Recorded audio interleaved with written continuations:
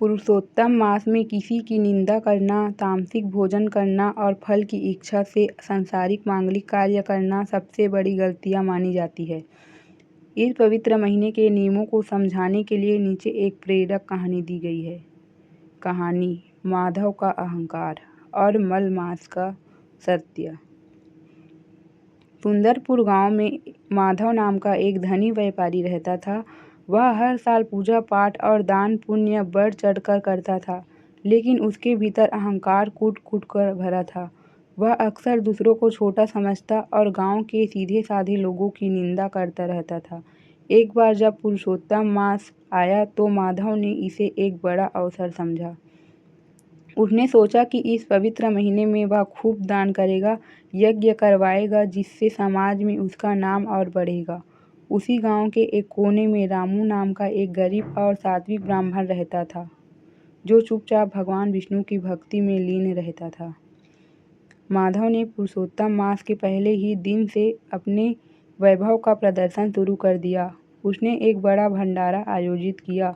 हालांकि दिखावे की इस होड़ में माधव से कई बड़ी गलतियां होने लगी, जो पुरुषोत्तम मास में पूरी तरह वर्जित है।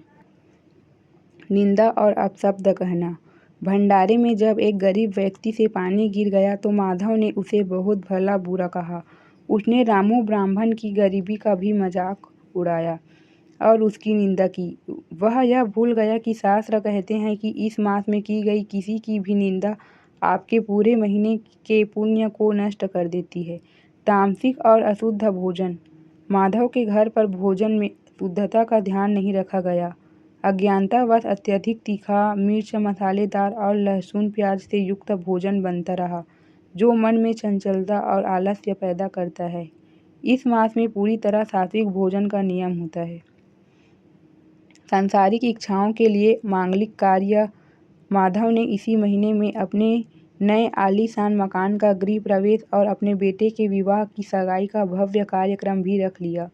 वह इस बात से अनजान था कि इस महीने में सगाई, विवाह, मुंडन या गृह प्रवेश जैसे काम्य कर्म फल की इच्छा से किए जाने वाले मांगलिक कार्य वर्जित होते हैं। क्योंकि इस मास में सूर्य संक्रांति नहीं होती, इसलिए इन कार्यों का कोई शुभ फल नहीं मिलता। महीना बीतने के बाद माधव को लगा कि उसने बहुत पुण्य कमा लिया है।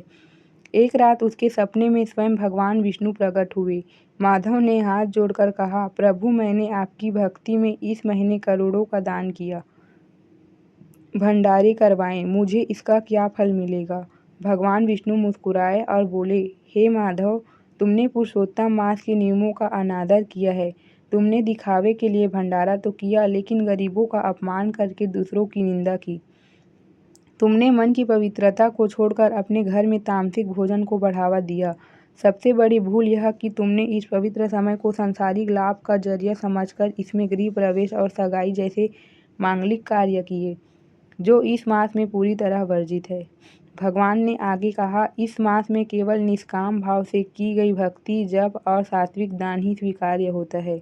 तुम्हारे अहंकार के कारण तुम्हारा सारा पुण्य नष्ट हो चुका है और वह पुण्य रामू ब्राह्मण को मिल गया है, जिसने बिना किसी दिखावे के सात्विक रहकर केवल मेरा नाम जपा। माधव की आंखें खुल गई। उसका सपना टूट चुका था और उसे अपनी गलतियों का एहसास हो गया।